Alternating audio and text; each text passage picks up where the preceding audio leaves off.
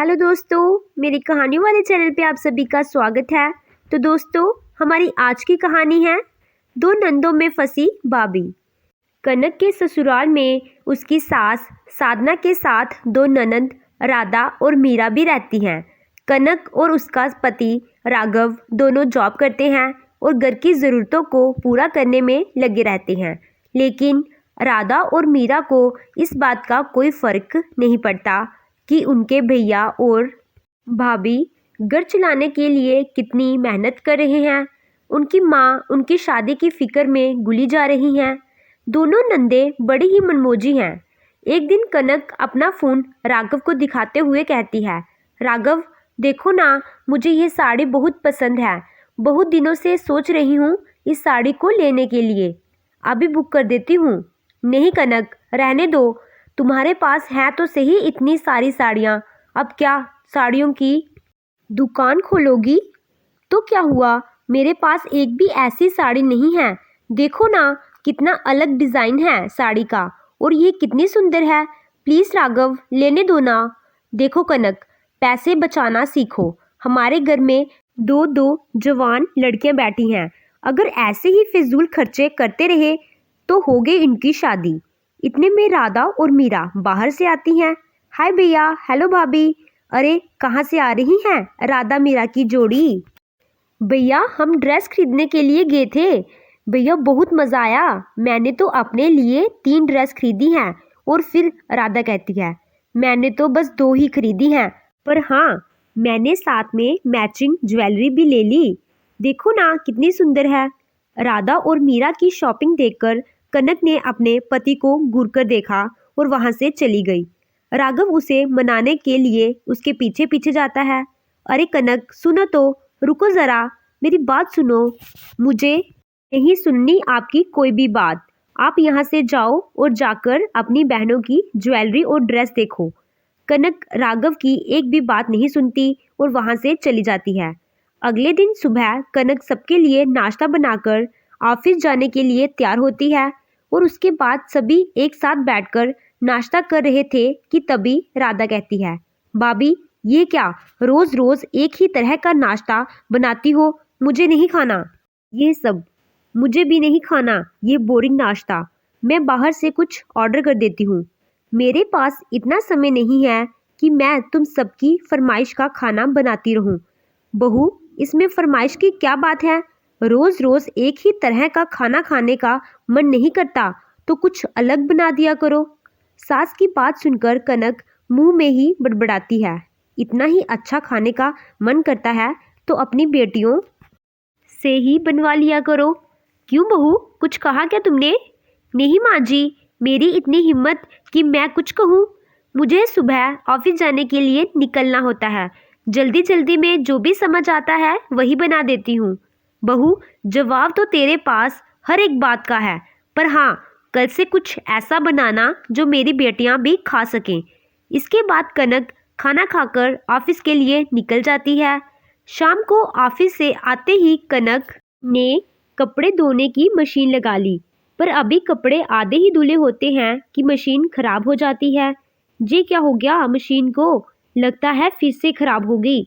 अब ये बचे हुए कपड़े कैसे धोऊंगी? कनक अपने पति के पास जाकर कहती है, राघव देखो ना, वॉशिंग मशीन फिर से खराब हो गई। अभी सारे कपड़े धोए भी नहीं है मैंने। अब मैं क्या करूं? तो हाथ से धो लो ना। अच्छा, अब मैं सुबह घर का सारा काम करके गई हूँ, ऑफिस से थकी हारी आई हूँ। मेरा कपड़े धोने का मन भी नहीं कर रहा था, लेकिन मैंने फिर भी मशीन लगा ली। अब आप बोल रहे हैं कि मैं हाथ से धो लूँ? तो क्या करोगी? ऐसे ही कपड़े छोड़ दोगी? हाँ छोड़ दूंगी, लेकिन अब मैं हाथ से नहीं धोऊंगी। आपको मैंने कितनी बार बोला है कि ये वॉशिंग मशीन पुरानी हो गई है, एक नई वॉशिंग मशीन ले आओ, पर नहीं, आपने तो मेरी एक बात नहीं सुननी। देखो कनक, हम बेवजह खर्च नहीं कर सकते। दो दो जवान बहनें हैं मेरी, हमें उनको भी देखना है। आपकी जवान बहनें मेरे लिए मुसीबत बन गई हैं। मेरी ज़रूरत का सारा सामान आपको और आपकी माँ को तो फिजूल खर्ची लगता है, पर आपकी बहनें जितना चाहें मर्जी पैसा उड़ा लें, वह नहीं दिखाई देता आपको। कनक, तुम सुनती क्यों नहीं मेरी बात? सुबह किसी मशीन ठीक करने वाले को बुला लेंगे। क्यों दिमाग खराब कर रही हो मेरा? मुझे नहीं सुननी कोई आपकी बात। कपड़े पड़े हैं, धो देना, मैं खाना बनाने जा रही हूँ। नहीं तो आपकी माँ और बहनें मेरे ऊपर ही चिल्लाएंगी। इसके बाद कनक किचन में खाना बनाने के लिए चली जाती है। तभी वहाँ पर राधा और मीरा आकर अपनी भाभी से कहती हैं, क्या बना रही हो भाभी? बैंगन का भरता। भाभी, बैंगन का भरता मुझे नहीं पसंद, कुछ और बना दो। कुछ और का कुछ नाम भी होगा ना। भाभी, आप मटर पनीर बना दो। इतने में मीरा कहती है, हाँ भाभी, आपके हाथ का मटर पनीर मुझे बहुत अच्छा लगता है, लेकिन आज ना तो घर पर मटर है और ना ही पनीर, इसीलिए आज बैंगन का भरता ही खा लो। भाभी, आपसे तो कुछ बोलना ही बेकार है। हम माँ के पास जाते हैं, वही सीधा करेंगी आपको। अरे, मेरे पास कोई जादू की छड़ी नहीं है जो मैं घुमाऊं और सारा सामान ले आऊं। जो पड़ा है वही बनाऊंगी, इसीलिए चुपचाप खा लो। लेकिन मीरा और राधा मुंह बनाकर वहां से सीधे अपनी माँ के पास जाकर कनक की शिकायत करती हैं। बेटियों की बात सुनकर साधना सीधे कनक के पास आती है और कनक से कहती है, कनक, मैंने तुमसे पहले भी बोला है, जो भी खाना बनाओ मेरी बेटियों की मर्जी से बनाओ। कुछ ही दिनों की मेहमान हैं, जब उनकी शादी हो जाएगी तब तो नहीं आएंगी वह अपनी मर्जी का खाना खाने। पता नहीं मेरी बच्ची को कैसा ससुराल मिले, इसीलिए बना दे जो भी बोल रही हैं। सास की बात सुनकर कनक मन में ही बड़बड़ाती है, ससुराल भेजने के लिए पहले थोड़ी तमीज़ तो सिखा दो। अगर ससुराल में ऐसी हरकतें की तो 2 दिन भी टिक नहीं पाएंगी वहाँ। कनक को अपनी मर्जी से कुछ भी करने की इजाज़त नहीं थी। एक दिन वह अपनी मर्जी से अपने लिए झुमके लेकर आती है। सभी झुमके देखकर उससे कहने लगते हैं, कनक, मैंने तुमसे कहा था ना कि इतना खर्चा मत किया करो। बहू, कभी दूसरों की बात भी सुन लिया करो। तुम्हें सभी मना करते हैं, पर तुम वही करती हो जो तुम्हारा मन करता है। माँ जी, आज तक आप लोगों ने मेरे मन की मुझे करने ही कहाँ दी है। मैंने वही किया जो आपने कहा। आज मैंने अपने लिए कान के झुमके क्या खरीद लिए, आप लोगों ने तो मेरे ऊपर अदालत ही बिठा दी। क्या मैं इस घर में अपनी मर्जी से छोटी सी चीज़ भी नहीं खरीद सकती? यह कहकर कनक वहाँ से चली जाती है। रात को राधा और मीरा कनक के झुमके चुरा लेती हैं। राधा कहती है, भाभी के ऊपर यह झुमके बिल्कुल भी अच्छे नहीं लगेंगे, इन्हें तो मैं पहनूंगी। सुबह जब कनक उठती है तो उसे अपने झुमके कहीं नहीं मिलते। कनक को शक हो जाता है कि उसके झुमके उसकी नंदों ने ही उठाए होंगे। कनक अपनी नंदों के कमरे में जाकर देखती है तो उसे वहाँ झुमके मिल जाते हैं। तुम लोगों को झुमके चाहिए थे तो तुम मुझसे नहीं मांग सकती थी। चोरी करने की क्या जरूरत थी? चोरी? भाभी, आपको शर्म नहीं आती हम दोनों के ऊपर इतना घटिया इल्जाम लगाते हुए? बहू, तुझे शर्म नहीं आ रही मेरी बेटियों से इस तरह से बात करते हुए? मेरी बेटियां चोर नहीं हैं, तू ही अपने मायके से यही सीख कर आई है मेरी बेटियों से अच्छे से बात करना। हाँ कनक, तुम पढ़ी लिखी हो, जॉब करती हो, अगर बाहर किसी ने तुम्हें ऐसे बात करते देख लिया तो वह क्या सोचेगा? और राधा और मीरा तुम्हारी ननद है, उनसे अच्छी तरह से बात किया करो। कनक की इसमें कोई गलती नहीं थी, लेकिन फिर भी सारा परिवार उसे ही सुनाकर चला गया। ससुराल वालों की इतनी बातें सुनकर कनक ने भी सोच लिया, जो उसके साथ जैसा करेगा वह भी उसके साथ वैसा ही करेगी। बाढ़ में गया ससुराल, बाढ़ में गए ससुराल वाले। इन लोगों की मर्जी के बिना मैं सांस भी नहीं ले सकती। अब मैं इन्हें ऐसा मजा चखाऊंगी।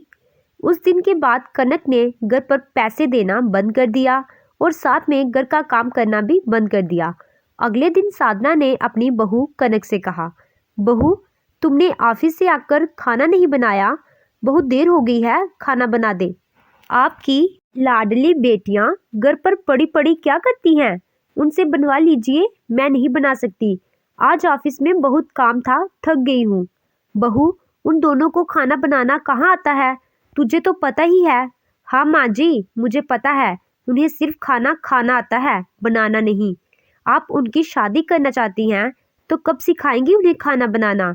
अगर उनका ससुराल भी मेरे ससुराल जैसा हुआ तो लाइफ बर्बाद हो जाएगी उन दोनों की। इतना कहते ही कनक अपने कमरे में चली जाती है। वहाँ राघव उससे कहता है, अरे कनक, तुमने इतनी सारी साड़ियाँ क्यों ले ली? तुम्हें कहा है कि बचत करना सीखो। मैंने अपनी 2 बहनों की शादी करनी है। अरे आपकी बहनें हैं, आप ही सोचो उनके बारे में।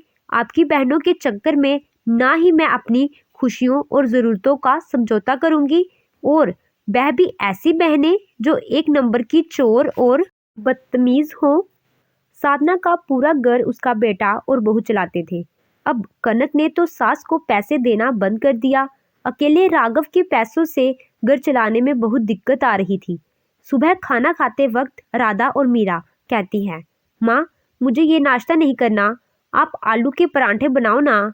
हाँ माँ, बना दो ना प्लीज़। चुपचाप से जो मिला है वो खा लो, नहीं तो कल से ये भी बंद कर दूंगी। एक तो तुम्हारी बाबी ने पैसे देना बंद कर दिया है और राघव के पैसों से घर चलाना मुश्किल हो रहा है, और ऊपर से तुम दोनों की फरमाइश है कि खत्म होने का नाम ही नहीं ले रही।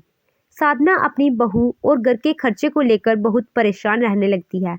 उसे इस समस्या से निकलने का बस एक ही उपाय सूझा कि वह जल्द से जल्द अपनी दोनों बेटियों को इस घर से विदा कर दे। कुछ दिनों के बाद साधना अपनी बेटियों से कहती है, राधा, मीरा, तुम जाकर जल्दी से तैयार हो जाओ, तुम्हें देखने के लिए लड़के वाले आ रहे हैं। माँ, आपने बिना हमसे पूछे लड़के वालों को क्यों बुलाया? तुम दोनों को मेरे हाथ से मार नहीं खानी तो चुपचाप जाकर तैयार होकर आओ। साधना मन में ही सोचती है कि अगर लड़के वालों ने हाँ कर दी तो 1 महीने के अंदर ही दोनों को विदा कर दूंगी, फिर मेरी सारी जिम्मेदारी खत्म। ऐसा ही होता है। साधना कुछ दिनों के बाद अपनी दोनों बेटियों की शादी करा देती है, जिससे कनक को बहुत राहत मिलती है और वह फिर से हंसी खुशी अपने घर वालों के साथ मिलकर रहने लगती है। तो दोस्तों, आपको ये कहानी कैसी लगी? कहानी अच्छी लगी हो तो वीडियो को लाइक कीजिएगा।